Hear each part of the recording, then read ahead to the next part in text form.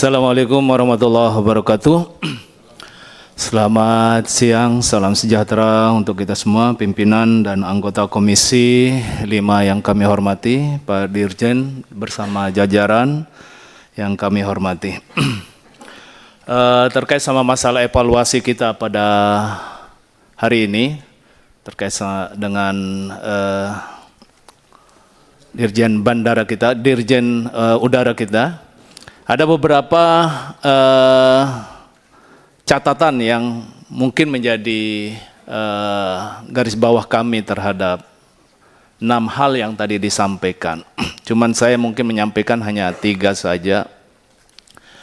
Tidak lain tujuan sebenarnya dari pemerintah kita dalam hal ini, dalam asta cita kita, keinginan daripada Prabowo, Presiden, bahwasanya kita ingin meningkatkan standarisasi kompetensi global kita, di mana pelayanan, keselamatan, keamanan, transportasi, ya khususnya terkait sama masalah transportasi udara kita menjadi perhatian yang penting ya bagi kita.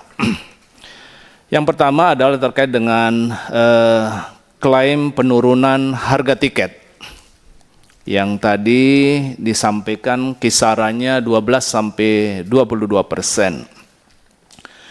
Ya.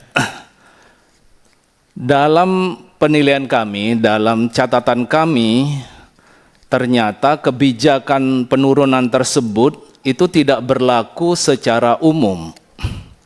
Dia hanya berlaku pada rute-rute tertentu. Ya, pada rute-rute tertentu. Pada rute-rute padat, 10 rute padat itu ya, diantaranya adalah Jakarta Surabaya, Jakarta Pontianak, Jakarta Palembang, Padang dan seterusnya, itu ternyata mengalami penurunan yang lebih dari 12%. Jadi kami mendapatkan catatan di situ bahwa kenapa mayoritas rute padat itu tidak mengalami penurunan, ya, penurunan tarif, ya, yang signifikan, meskipun kemudian memang ada mendapatkan subsidinya, ya. Apakah ini pola yang dilakukan untuk mengatur supaya maskapai bisa mempertahankan harga tinggi pada rute padat dan menutup kerugian pada rute yang sepi? Ini menjadi catatan kami dan mungkin ini bisa nanti disampaikan Pak Dirjen kenapa hal ini mungkin menjadi catatan kita. Sehingga ya alokasi subsidi kita ya kepada kebutuhan publik itu kan tidak merata. Yang sebagian besar ingin mendapatkan harga tiket itu rendah, tetapi karena di posisi padat malah tidak mendapatkan subsidi tersebut. Ya, dan ini juga menjadi catatan kita bahwa pada rute-rute padat, ya, intervensi pemerintah itu, ya, tidak mampu mengalahkan mekanisme pasar, ya, karena permintaan yang tinggi, ya, meskipun cenderung mempertahankan atau menaikkan harga meski ada subsidi. Ini menjadi catatan kami. Yang kedua, terkait sama masalah Airpotek. Airpotek kita, ya, kalau dibanding sama beberapa negara-negara lain, kita di ASEAN termasuk tingkat airpotek kita termasuk tinggi, ya. Ya. Jadi sangat tinggi ya. Filipina itu ya 50-an ya, Vietnam 50-an juga, tetapi kita masih di atas itu. Ini mungkin perlu kita mendapatkan penjelasan kenapa airpotek di Indonesia itu masih lebih mahal dari negara-negara di sekitar kita.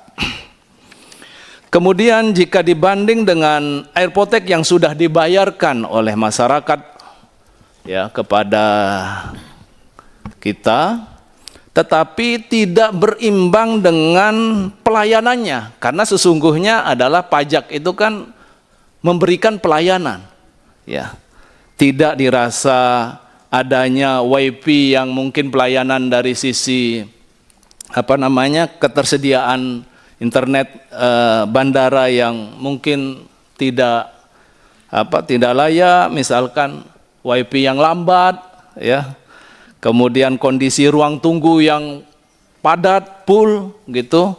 Ini menjadi catatan-catatan yang kemudian tidak layak kemudian dengan pembayaran airpotek yang tinggi, dengan pelayanan kita kepada penumpang-penumpang kita. Ya, itu yang menjadi catatan kedua. Yang ketiga terkait sama masalah rem cek kita. Karena kita saat ini sejak Mei kemarin kita memberangkatkan haji kepada masyarakat kita dengan jumlah yang begitu besar.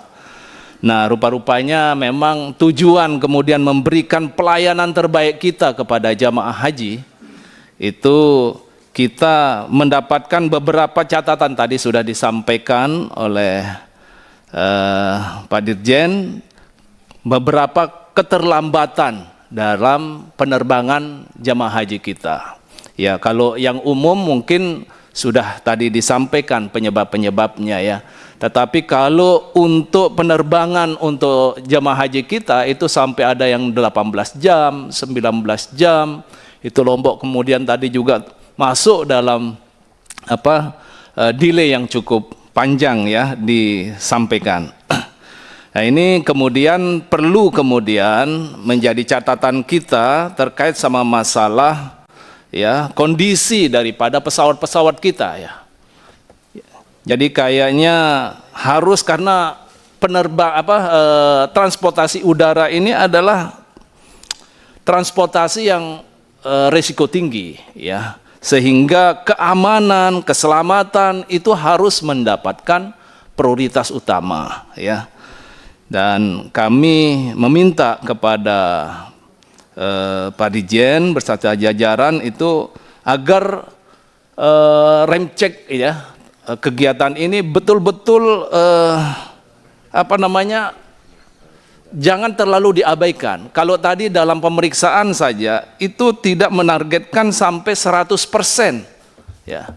Tidak menargetkan sampai 100% pesawat operasional itu diperiksa. Ya, jadi perlu kemudian menjadi perhatian kita ya. Jadi pembatasan penggunaan pesawat tua ataupun pesawat sewaan dengan histori teknis yang bermasalah itu perlu kayaknya menjadi perhatian daripada Pak Dirjen bersama jajaran nanti. Mungkin itu Pak Pimpinan yang bisa saya sampaikan, mudah-mudahan bisa mendapatkan perhatian untuk kebaikan kita ke depan. Terima kasih. Assalamualaikum warahmatullahi wabarakatuh.